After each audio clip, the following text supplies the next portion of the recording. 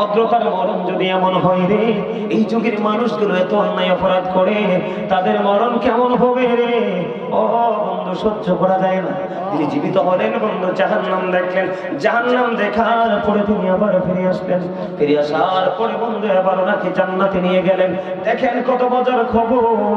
ও বন্ধু, উনি যখন জান্নাতে প্রবেশ করলেন, তখন ওনার পায়ের জুতাগুলো খুলে তিনি জান্নাতে প্রবেশ করেছেন। জান্নাতের ভিতরে যখন প্রবেশ করলেন, মুগ্ধ হয়ে গেলেন। আল্লাহর নিয়ামত এত অবর্ণনীয় রে, যেটা বর্ণনা করে বন্ধু শেষ করা যায় না। এবার তিনি কি করলেন? জুতা খুলে তিনি জান্নাতে প্রবেশ করলেন। জান্নাতটাকে বন্ধু একটু বিচরণ করলেন, করার পরে আবার তিনি বাইরে আসলো। বাইরে আসার পরে আবার জুতাগুলো নিয়ে বন্ধু জান্নাতে প্রবেশ করলো।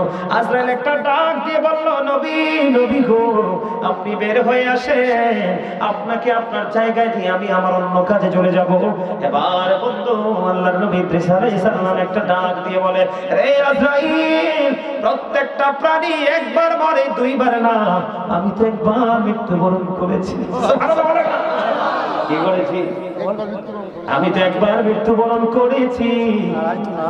ওরে আজরাইল, প্রত্যেকটা মুমিন জান্নাতে যাবার আগে একবার জাহান্নাম দেখে, আমি তো জাহান্নামও দেখেছি। সবচেয়ে বড় খবর হলো আজরাইল, তুমি জানতে চেয়েছিলে রে আমি জান্নাত দেখার পরে ফিরে আসবো কিনা। আমি তোমার কথা রেখেছি।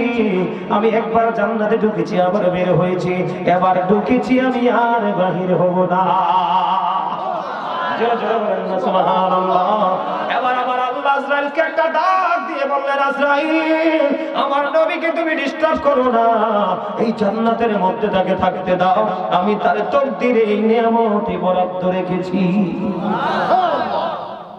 এই বিষয়টা তুলে ধরার কারণ হলো বন্ধু, এটা কারে ধরান হলো, যে নবী চাইলে জান্নাতে থাকতে পারে, যেই নবী চাইলে বন্ধু মরণ পেয়ে যায়, যেই নবী চাইলে আবার পুনরায় জীবিত হতে পারে, যেই নবী চাইলে জান্নাত দেখতে পারে রে, যেই নবী চাইলে আল্লাহ রাব্বুল আলামিন দিতে প্রস্তুত, ওই নবীর মরণ যদি এমন যন্ত্রণাদায়ক হতে পারে রে, তুমি তোমার বিবেকের কাঠগড়ায় দাঁড়িয়ে দেখো, তোমার জীবনে তুমি কি এমন নেক আমল করেছো, যেই নেক আমল দিয়ে আল্লাহর কাছে তুমি নিয়ামত ভিক্ষা চাইতে পারো।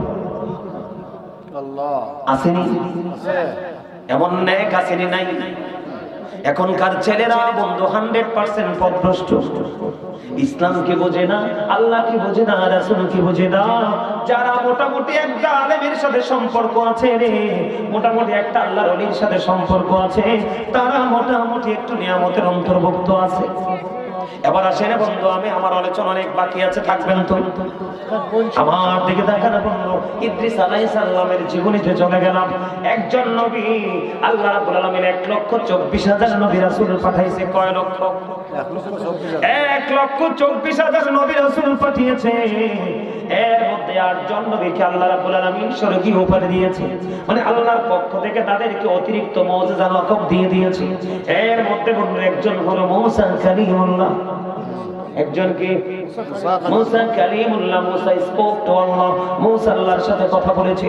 ও বন্ধু, আমার নবীজি যখন যুবক, তোমরা সবাই শোনো, আমার নবী যখন মেরাজে গিয়েছিলেন, 6ষ্ঠ আসমানে মূসা কালিমুল্লাহর সাথে সাক্ষাৎ করেছিলেন।